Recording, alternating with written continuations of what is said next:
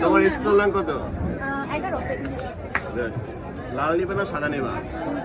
যৌক্তিক দরবার থেকে উঠে আসা কাফি ভাই এবারে বইমেলায় আসা অযৌক্তিক যত কারবার করে পুরা দেশটাতে একেবারে দুর্গন্ধ ছড়াই দিচ্ছে। আর কাফি ভাই আপনার ভিডিও দেখে কোনোভাবে এটাকে বইমেলার স্টল মনে হচ্ছে না, মনে হচ্ছে তুর্কি স্টাইলে আইসক্রিম বেচা কেনার স্টল।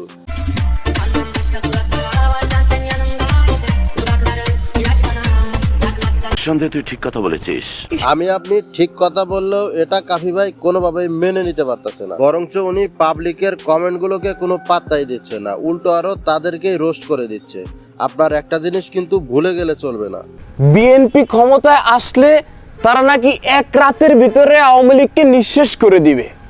এই পাবলিকই কিন্তু যৌক্তিক দরবারে যৌক্তিক কথা বলার জন্য আপনাকে নুরুজ্জামান থেকে কাফি বানায় দিছে। ঘটনা সত্য।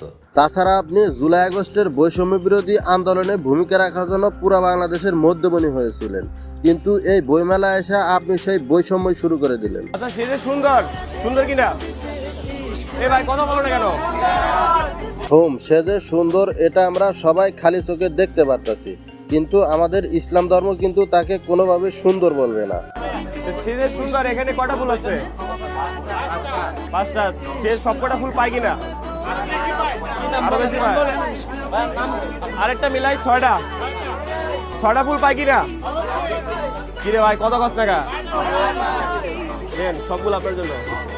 আমার হিসেব অনুযায়ী সে সব কটা ফুল পায় না, কারণ এখানে আর একটা হিজাবি আপু আছে, চাইলে আপনি অর্ধেক ফুল তাকে দিতে পারতেন, কিন্তু আপনি এখানে একজনকে ফুল দিলেন আর একজনকে সেই বৈষম্যের চোখে দেখলেন। এজন্য একটা প্রবাদ বাক্য আছে, তেলা মাথায় দেও তেল, নেড়া মাথায় ভাঙ্গ বইল। এই প্রবাদ বাক্যের সাথে আপনার আর কোনো পার্থক্যই রইল না।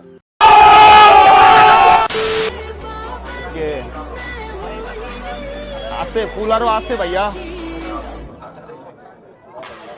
আশেপাশে কারো কাছে ফুল থাকলে দে ভাই, আর যদি এরকম আরো সুন্দরী মায়া থাকে তাহলে তাকেও পাঠিয়ে দে, ছবি তুলতে হবে, কারণ বিষয়গুলো সে খুব এনজয় করতেছে। আরে কাফি ভাই আপনি হয়তো বুঝতে পারতেছেন না, এজন্য পাবলিক আপনাকে লুচ্চা বলতেছে, লুচ্চা।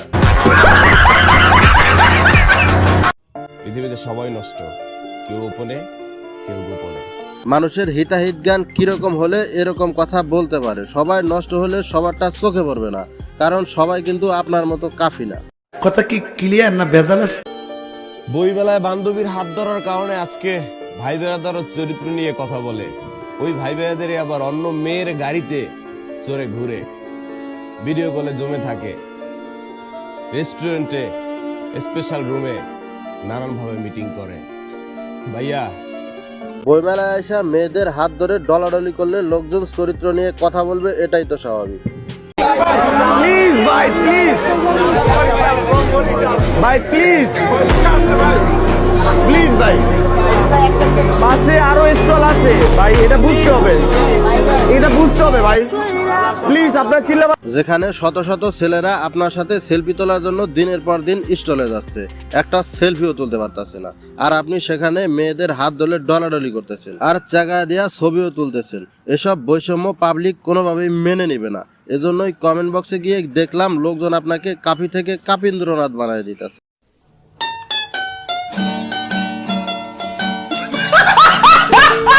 এবছর এসেছে ক্ষমা করবো না।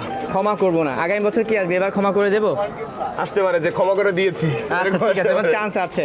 আচ্ছা ঠিক আছে। আগামী বছর কি আসবে সেটা বলতে পারবো না, তবে পাবলিক আপনাকে নিয়ে যেভাবে প্রতিবাদী ভিডিও বানাইতেছে, এবছর বইমেলায় আপনি আর কয়দিন টিকবেন সেটা এখন দেখার বিষয়।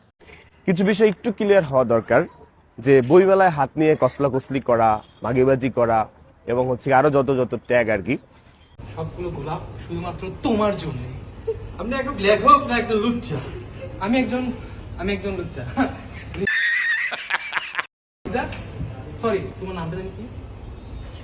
স্বর্ণ। Liza, I love you. প্রাক্তনকে কখন ক্ষমা করবো না, কিন্তু তোমাকে আমি ক্ষমা করে দেবো। তুমি আমার হবে, তুমি আমারই হবে, তোমাকে আমার হতেই হবে। আমার বই কি কিনেছো? হ্যালো বন্ধুরা, সবাই কেমন আছেন? আমি একজন ইনফ্লুয়েন্সার, ফেসবুকে আমার 2 মিলিয়ন ফলোয়ার আছে। এবার বইমেলায় আমি একটা বই লিখছি। আমার বইয়ের নাম হইতেছে বাঙালিকে বোকাচোদা বানানোর 103টা উপায়, যার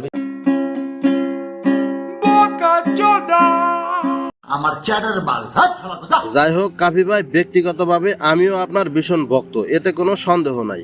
কিন্তু কথা হলো, একজন লেখক কবির আচরণ, চালচলন, কথাবার্তা মোটেও এরকম হওয়া উচিত নয়। আপনাকে আরো নমনীয় হতে হবে, না হলে কিন্তু মোস্তাক তিশার মতো লোকজন আপনাকে অপমান করে বইমেলা থেকে বের করে দেবে। So be careful. So guys, আজকের ভিডিও এ পর্যন্তই। দেখা হবে পরবর্তী কোনো ভিডিওতে। সে পর্যন্ত সবাই ভালো থাকুন, অন্যকে ভালো রাখুন। আল্লাহ হাফেজ।